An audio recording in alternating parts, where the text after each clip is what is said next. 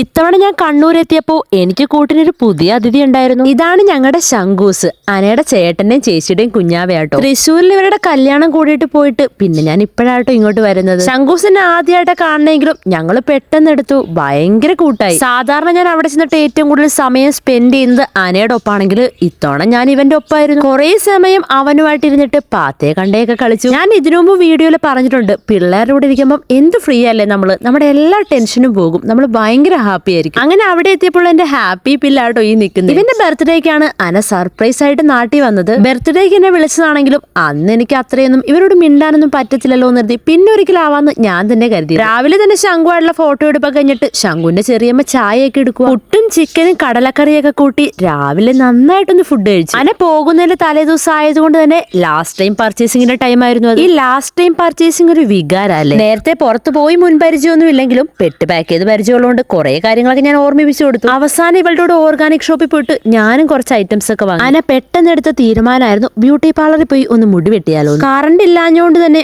മുടി വെട്ടിയിട്ട് വന്നപ്പോ എന്തോ കാക്ക ചിക്കി പോലെ അവിടെ മുടിയിരുന്നു. പാർലറിൽ പോയി പണി കിട്ടിയെന്ന് കേട്ടിട്ടുണ്ടെങ്കിലും എന്റെ കുട്ടിക്ക് ഇങ്ങനെ ഒരു അനുഭവം ഉണ്ടാവും ഞാൻ വിചാരിച്ചതേ ഇല്ല. ഓക്ക് വിഷമാവണ്ടല്ലോ എന്ന് കരുതി ഒന്നും മിണ്ടാണ്ട് വീട്ടിൽ വന്നുകൊണ്ട് ഞങ്ങൾ ഫുഡ് കഴിച്ചു. തൊട്ടടുത്ത കടയിൽ പോയിട്ടുള്ള ശങ്കുന്റെയും ചെറിയമ്മയുടെ ഈ വരവ് കാണുമ്പോൾ നിങ്ങൾക്ക് ആരെങ്കിലും ഓർമ്മ വരുന്നുണ്ടെങ്കിൽ കമന്റ് ചെയ്യണേ. വന്ന പാടെ ഞാനും ചെക്കനും കൂടി ഒരേ കളി. ഇവന്റെ കള്ളച്ചിരിയുടെ കാര്യം പിന്നെ അറിഞ്ഞത്. ചെക്കൻ നൈസായിട്ടിരുന്ന് ശൂശി വെക്കുമായിരുന്നു. രാവിലെ കുഴപ്പത്തിലായ മുടി ശരിയാക്കാൻ പിന്നെയും ബ്യൂട്ടി പാർലറിലേക്ക്. ബാക്കി വിശേഷങ്ങൾ അടുത്ത വീഡിയോ കാണാട്ടോ.